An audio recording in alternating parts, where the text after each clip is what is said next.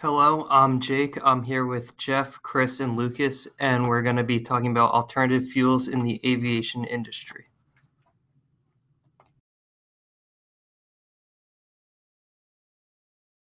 So first, we'll address the contribution of the aviation industry to fuel consumption.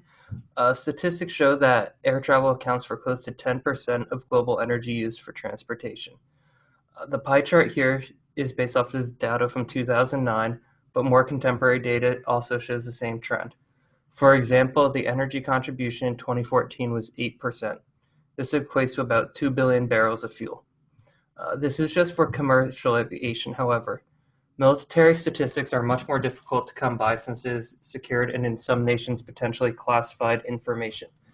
We were able to find that in 2006 alone, the United States Air Force consumed 2.6 billion barrels of jet fuel. This is greater than the total global fuel used commercially that year. Also important to note in trying to grasp the scale of aviation fuel consumption worldwide is that the United States military uses far more fuel than any other nation in the world.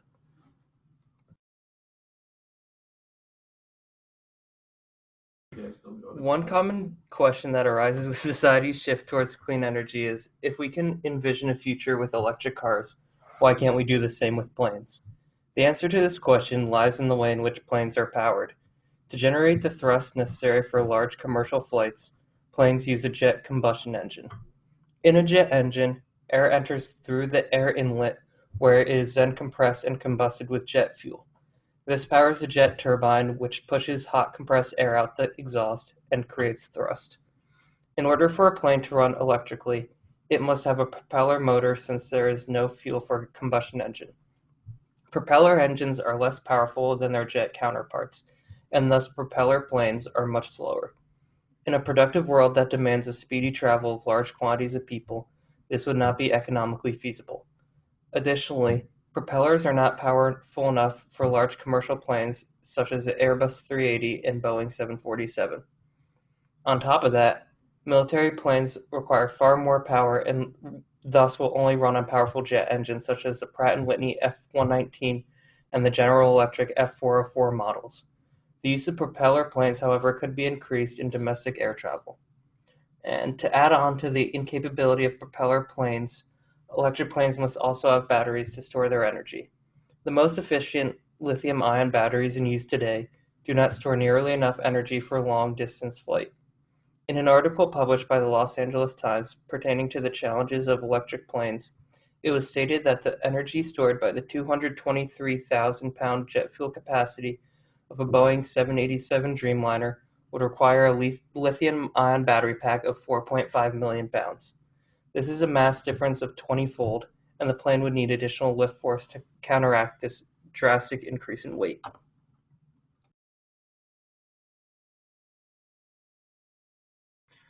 So due to these severe engineering and economic obstacles of electric planes, the aviation industry has turned to other alternatives to be more energy efficient.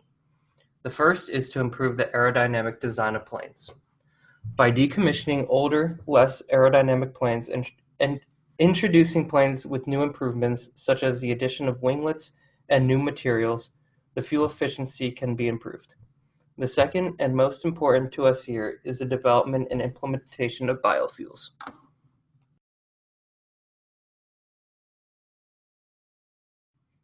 Another common question in regards to aviation is, how does jet fuel different from the gasoline used to power automobiles? Fuel for cars, which is primarily gasoline, is made up of carbon chains that range from about 7 to 11 carbons in length. It is a lighter cut of crude oil and has a greater octane rating than jet fuel. Jet fuel, on the other hand, is less refined and less processed than gasoline and is made up primarily of kerosene. The carbon chains here are about 12 to 15 carbons in length, and it is a more crude oil. Therefore, it is more paraffinic and less aromatic than gasoline. This difference is attributed to the difference in operating conditions between the planes and motor vehicles.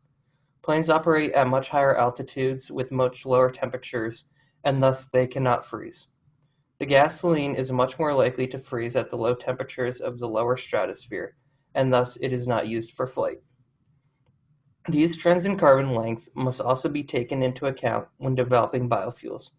Those biofuels used for cars are similar to gasoline and cannot be used in aviation. The aviation industry, therefore, must develop its own line of biofuels.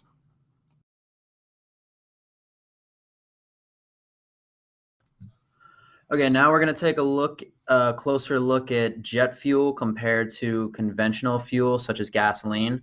In aviation gasoline, that typically consists of alkanes and isoalkanes, which make up a solid 50 to 60%, 20 to 30% of cyclanes, and less than 10% aromatics, and essentially no alkanes.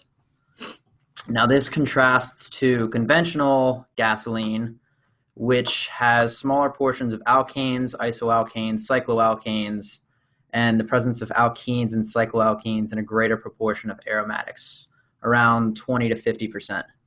Another thing that jet fuel has that typical conventional fuel does not is tetraethyl lead. That's an additive to aviation gasoline to meet octane performance.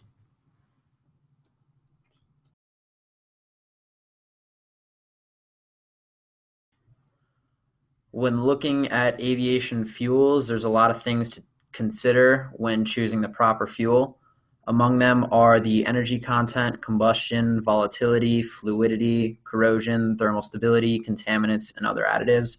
Obviously, there's a lot of other factors such as density, viscosity, and other components in order to choose the proper jet fuel. Typically, jet fuels have longer chains of hydrocarbons and aromatics.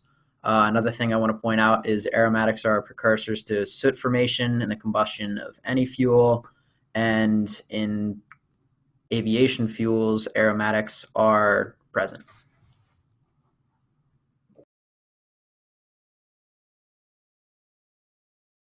One of the first alternatives that we're going to look at is biofuels. ASTM has certified three specific types of biofuels to be used in aviation. First is hydrogenated esters and fatty acids, abbreviated HEFA, Fischer-Tropsch fuels, abbreviated FT, and renewable synthesized isoparaffinic fuels, abbreviated SIP. These categories aren't actually necessarily based on composition, and in fact, we're going to learn as we go through the slides that their compositions are very, very similar, but they're more based on how the compounds are synthesized. Now, we're only going to look at these three because they're the only ones currently certified to be used in aviation. However, other biojet fuels currently exist, such as alcohol to jet, which uses ethanol, but we're not going to look at them for the sake of simplicity.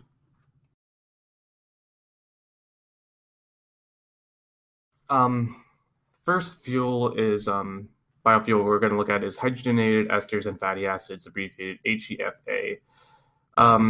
The actual fuel itself is composed of long-chain paraffins, which are produced from a mixture of fatty acids and fatty acid esters, such as triglyceride.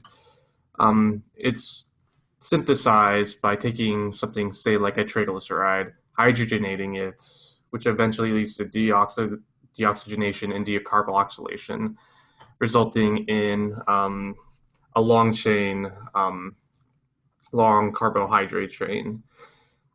Then it's usually cracked, which is basically just to get the smaller carbohydrate chains, which results in your final paraffin fuel.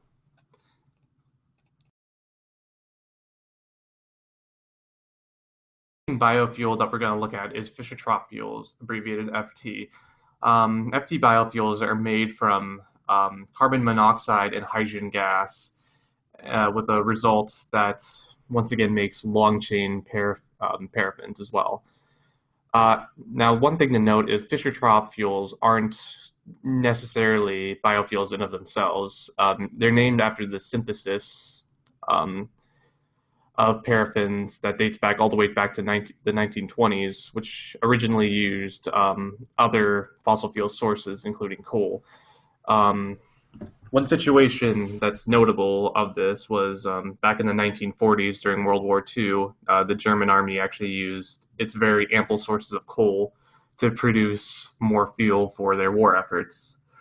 However, what makes it a biofuel now, or more significantly, is that it uses there are new sources of feedstock such as seawater, which have made it more relevant.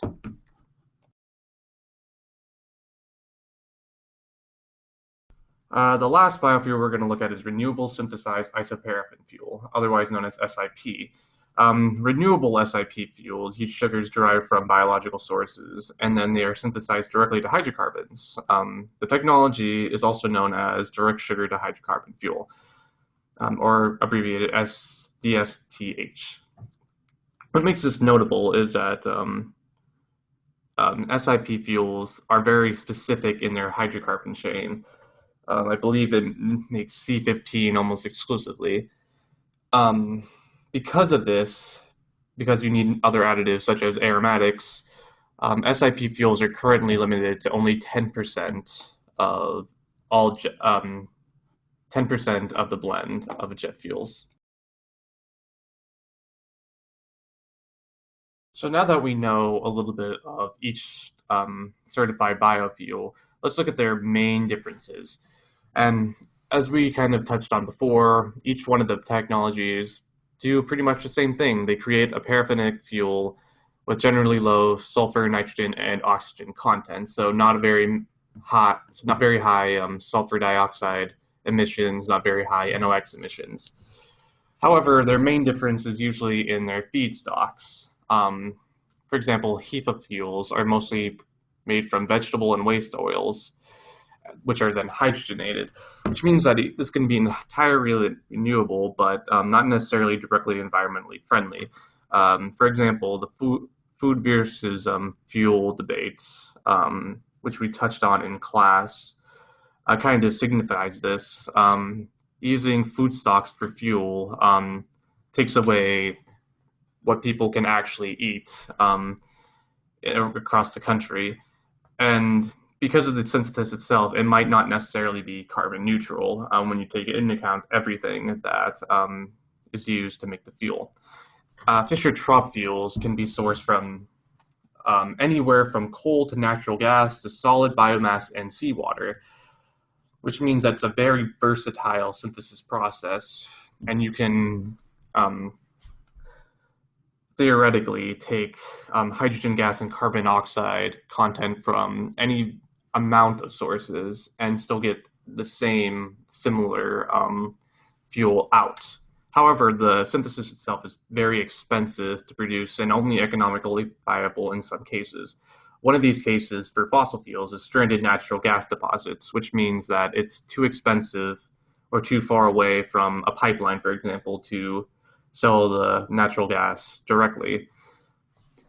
And one other significant benefit of FT fuels is that you can actually gear the synthesis towards both paraffinic and aromatic content, which means that you could theoretically replace a very good amount of the jet fuel with FT synthesized fuel.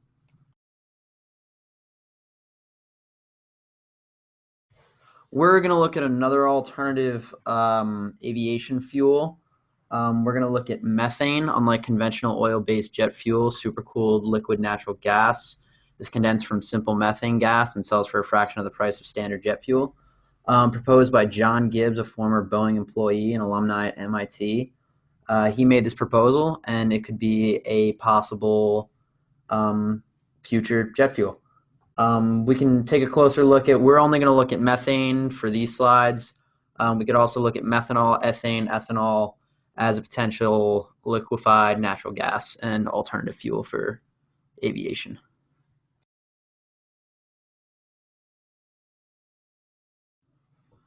When considering choosing a fuel, we definitely need to take a lot of aspects into consideration. Looking at the top right image, we can see that typically the flight path of a plane obviously increases in altitude. For our case, for combusting methane, we're only going to look at, for simplicity reasons, we're only going to look at the plane flying at 39,000 feet at a constant elevation. Therefore, there's going to be a relatively constant temperature and relatively constant pressure. of 19,680 pascals, and the temperature is also approximately around negative 50 degrees Celsius around this elevation. I got the values from the bottom right table and the bottom left image.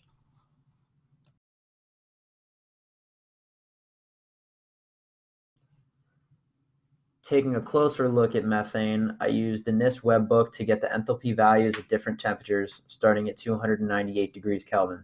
I then made the graph shown on the top right, showing the enthalpy versus temperature to find the enthalpy of methane at 112 degrees Kelvin, also negative 161 degrees Celsius. Although this data is from the gas phase and the data alters when in the liquid phase, I assume the graph started to converge as the temperature approaches 0 degrees Kelvin. I then assume the enthalpy was negative 77,000 kilojoules per mole. We're also going to look at a pressure of 19,680 pascals during the flight at constant elevation. And then from here, I used HP Flame to get a better understanding of the combustion products to take a look at the environmental impacts.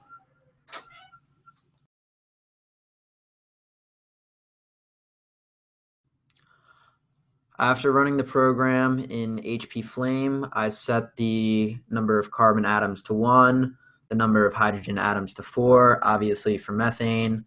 I assumed the equivalence ratio was 1. The temperature was 112 degrees Kelvin, the pressure at 39,000 feet, and the enthalpy of reactants I assumed to be negative 77,000. It shows negative 75,000. I ran the calculations. Unfortunately, an error popped up when running the calculations, but the program did still continue to run. And looking at the left side of the slide, we can see the percentages of hydrogen radicals, oxygen radicals, nitrogen radicals, diatomic hydrogen, OH, CO, NO, oxygen, water, carbon dioxide, and diatomic nitrogen. When looking at these values, they seem pretty accurate.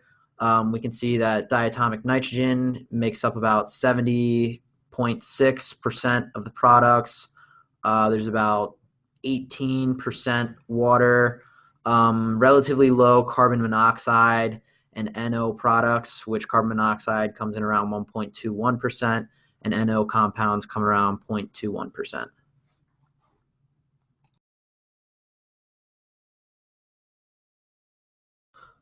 To see if these results were accurate, I also did the calculation at STP.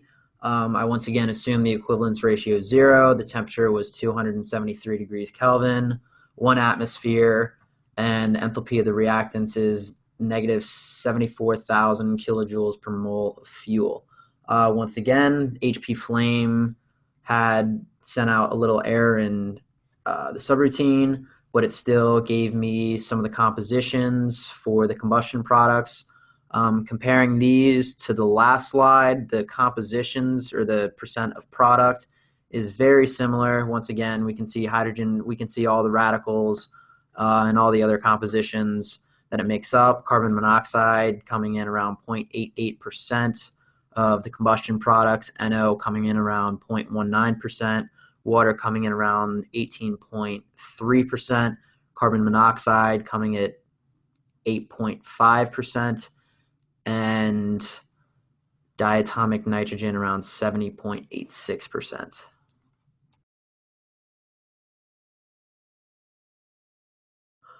Unfortunately, we couldn't run the same calculations for actual jet fuel, obviously, because its composition is much more complex.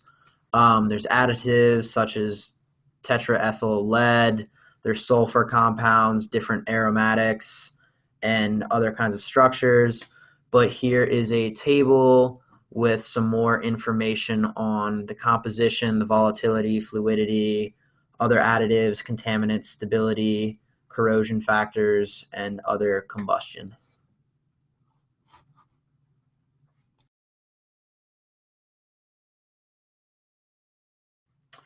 A quote from Marty Bradley, Boeing Research and Technology Principal Investigator. LNG seems like it is definitely a possible jet fuel alternative, Bradley said in an interview Monday. Its efficiency is greater than conventional fuel. you're able to clean up the greenhouse gas emissions, and you can get a cleaner burning fuel as well with less sulfur and particulate content. Because methane is rather simple compared to traditional jet fuel, the combustion calculations are not as technical and complicated. However, they are not easy to begin with. The HP flame does not take into consideration into all the account of the mechanisms, so we can use Chemkin to try and get more accurate results.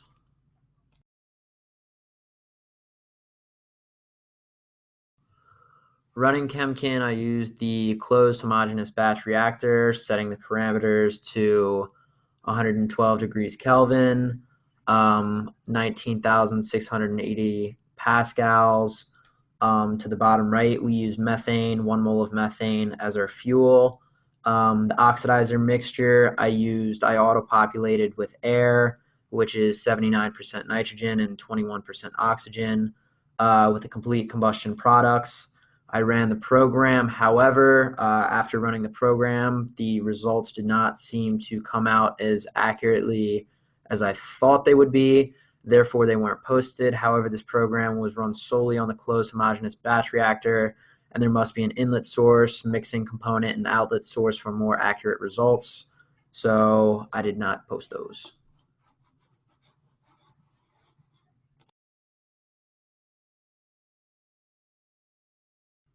The environmental impacts of methane compared to traditional jet fuel stems from the gases emitted from each fuel when burned, mainly comprised of carbon dioxide emissions, but also can include nitric oxide, sulfur oxides, and carbon monoxide emissions as well.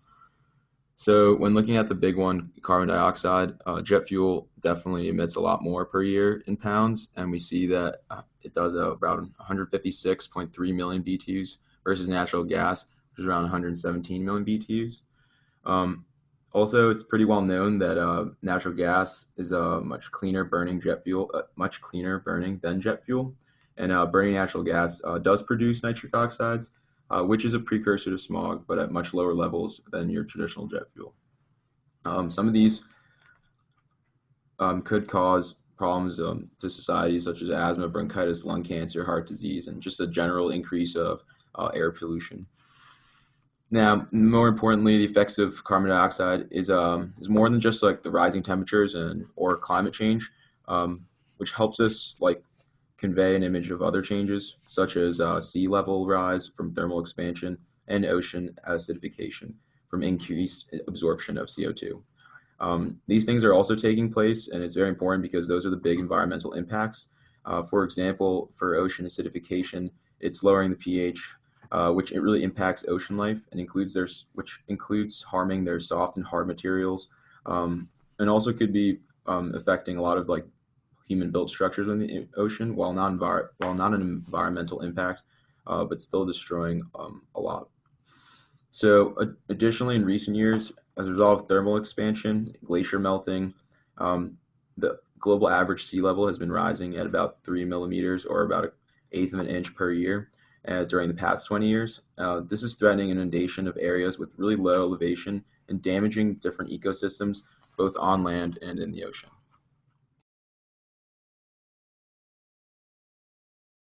We have looked at liquid natural gas and biofuels for alternative jet fuel components. However, both alternatives kind of share similar challenges. This quote is from the flight path from biojet fuel. It's dated back to 2015. It's an EPA report.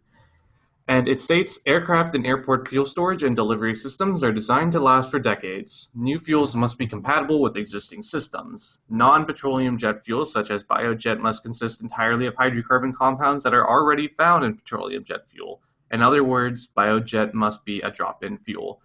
Now, while this quote only pertains to biojet, it can also be extrapolated for liquid natural gas as well. What it basically says is there's too much infrastructure already in place for petroleum jet fuels, and the cost of it would make it very, very difficult to change the infrastructure for other fuel sources. So no biojet fuel is currently allowed to be mixed in greater than 50% of the total fuel source. So that means petroleum will still be used primarily instead of biojet fuel, which that means that you can't completely replace petroleum use in um, jet fuel, at least with biojet. Liquid natural gas also faces that same infrastructure problem because it requires complicated storage. It's unstable at normal temperature and pressure. Delivery systems are also complicated, so you'd have to do a radical infrastructure change in order to fit in liquid natural gas as a complete change to petroleum fuel. There are also economic obstacles to alternative jet fuels. For the military specifically, one of the biggest obstacles is the National Defense Authorization Act of 2014. What that legislation does is, in part, prohibits the purchase of fuels that are above the price of their traditional petroleum counterparts.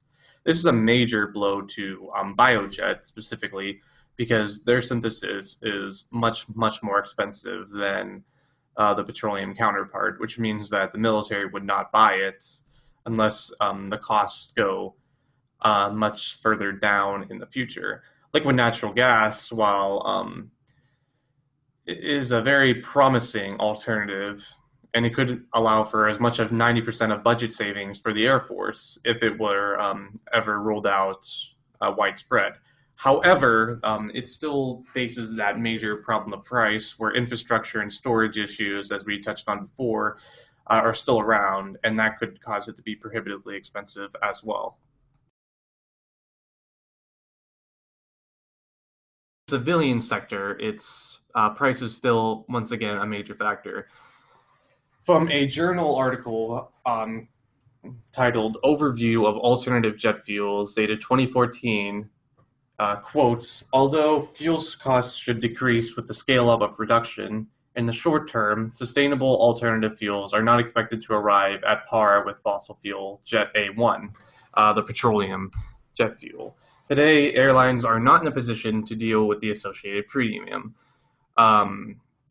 That's obviously, once again, a major blow to biojet fuels, which, once again, are very expensive. However, what also makes it a bit difficult is you cannot roll out biofuel technologies widespread for a lot of these cases because they're still very immature and have not really reached commercial levels of reduction. And that doesn't just go for the ASTM certified fuels, but also the ones that aren't currently certified for use quite yet, which would be alcohol to jet, for example. Liquid natural gas, again, would also have those infrastructure issues and storage, which would also make it very expensive for civilian flights.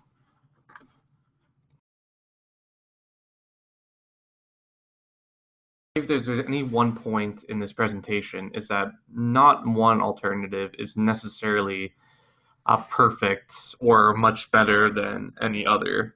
However, different properties of these alternatives and hybridization of the alternatives themselves can prove very promising. For example, in 2015, a plant specializing in Fischer-Tropsch fuels from natural gas, in this case, it was from a stranded natural gas deposit, as touched on earlier, which is where Fischer-Tropsch fuels really are highlighted. They had actually modified its plant to produce HEFA fuels as well. Because they already had a lot of the plant infrastructure in place, upgrading to also produce the HEFA fuels, because a lot of the different processes are used for HEFA as well as FT fuels. There's a much lower capital cost by upgrading. Not only that, but environmentally and economically, both the use of biological feedstocks and abundant, cheaper petroleum feedstocks make it quite a good choice as well in both cases. In 2016, renewable liquid natural gas kind of came onto the scene. What this is basically a very purified biogas from a waste source, in this case a landfill. which has been purified to the case that it can be liquid natural gas. And this is very promising because it uses waste products, which is a very sustainable and environmentally friendly practice, but it also creates the more versatile fuel of liquid natural gas. And it's possible in the future that different combinations of these different traits of different fuel alternatives may allow for very effective solutions.